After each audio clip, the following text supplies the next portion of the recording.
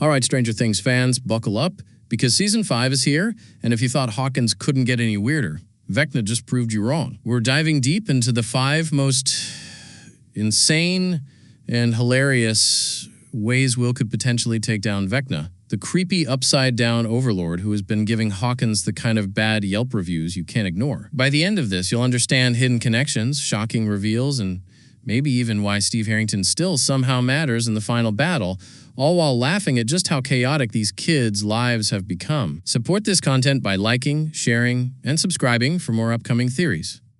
First, let's get one thing straight. No main characters are dying.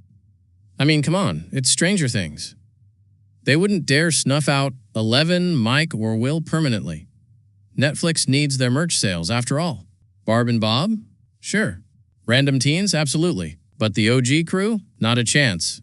This theory explains that while the Upside Down might swallow Hawkins whole, the main cast will probably survive, though battered, bruised, and likely smelling faintly, like Eggo waffles in Fear.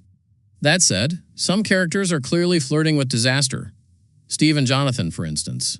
The show seems to be teasing that if anyone is going to heroically die, it might be these older teens, though we all know they'll survive because Stranger Things loves a fake-out death almost as much as it loves a dramatic hair flip from Steve. This shows us a hidden detail.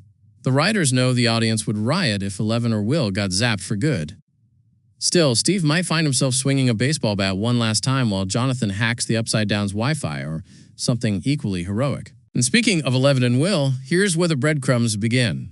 Eleven has always been the poster child for heroism, psychic powers, and emotional baggage. Season 5 teases the possibility of a noble sacrifice. She could fake her death to stop Vecna, but spoiler alert, she'll almost certainly survive. Meanwhile, Will Byers is stepping into the spotlight in ways we never expected. Right, you don't know. We're in the Upside Down. What? Long story short. Previously, his connection to the Mind Flayer manifested mostly as goosebumps, weird stares, and awkward hugging situations. Now, in Volume 1, Episode 4, he channels Vecna's powers, making him an unlikely secret weapon against the Upside-Down Overlord. A clue from the previous episode reveals that his sudden empowerment isn't just convenient. It's an intentional narrative choice, setting him up as a psychic sidekick with a messy hairdo. Now let's talk about Upside-Down lore. This theory explains that the season will finally unravel what the heck the Upside Down actually is. Season 4 gave us glimpses, including flashbacks showing a young Eleven sending Vecna into the dimension, which, at the time, was basically a haunted ghost town. By Season 5, the Upside Down is a full-blown mirror of Hawkins, with less light and more Demogorgon rentals.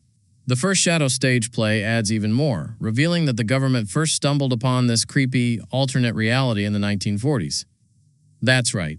Vecna's origin story involves Henry Creel, some blood magic, and probably a lot of very awkward PTA meetings in Hawkins. This shows us a hidden detail. Every kid with powers isn't just special. They're basically government experiments with a touch of cursed awkwardness. Romance? Don't worry, Stranger Things isn't ignoring that. Hopper and Joyce are almost certainly going to tie the knot.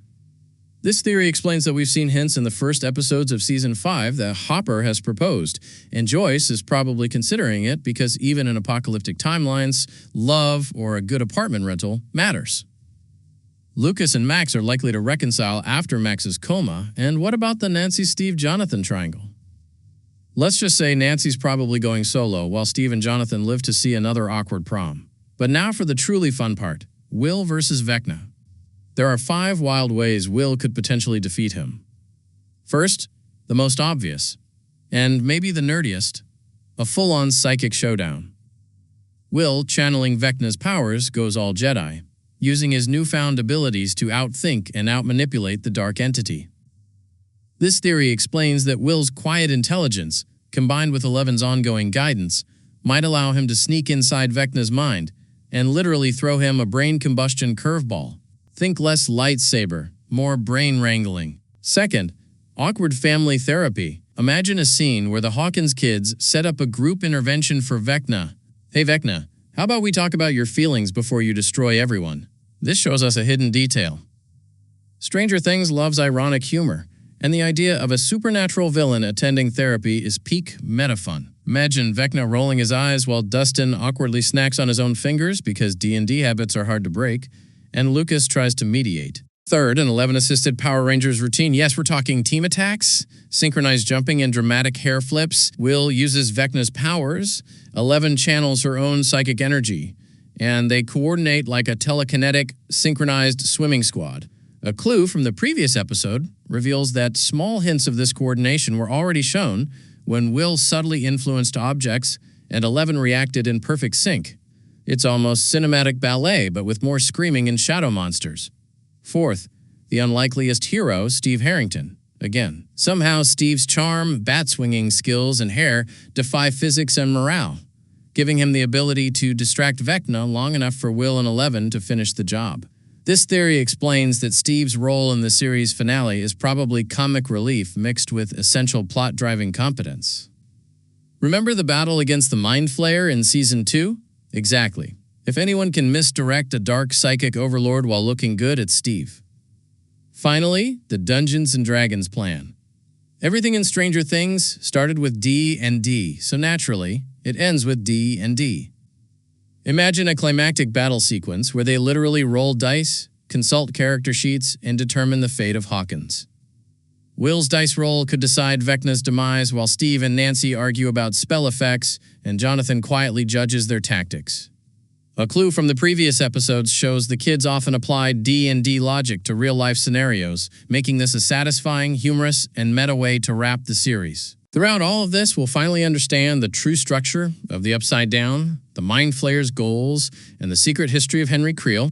This theory explains that all these elements, psychic powers, family dynamics, romantic subplots, and nerdy tactics, combine into a finale that's dramatic, funny, and utterly chaotic in a way only Stranger Things can manage. So strap in. Expect heroic saves, fake-outs, awkward moments, and possibly more than a few moments where the audience yells at the screen, "No, don't touch that!" Will, 11, and the rest of the gang are about to take Hawkins on one last ride through the Upside Down, and if our predictions are right, we'll all leave laughing, crying, and maybe ready to start our own D&D campaign in honor of their epic saga. So, to recap the madness, Will's success depends on the ultimate combination of mind powers, emotional insight, family awkwardness, Steve Harrington's inexplicable heroics, and some very creative use of Hawkins' physical environment. And the beauty of Stranger Things is that all of these things feel totally plausible in the world the Duffer Brothers have built. We're talking telekinesis, interdimensional travel, and teenage angst as weapons, basically the ultimate toolbox. In conclusion, Will defeating Vecna isn't just about brute force, psychic energy, or sheer luck. It's about exploiting every hidden detail we've seen across episodes 1 through 4. It's about combining humor, strategy, empathy, and yes, slightly ridiculous theatrics into a plan that is simultaneously terrifying and hilarious. So next time you watch Stranger Things, remember, the key to saving Hawkins might just be a mopey, emotionally tuned-in teenager, a girl with electricity powers, and one perfect hair flip. If you enjoyed this theory and want more wild predictions, insane breakdowns, and mind-bending explanations, make sure to like, share, and subscribe. Because, who knows? Steve Harrington might just end up in your living room, and you'll want to be prepared.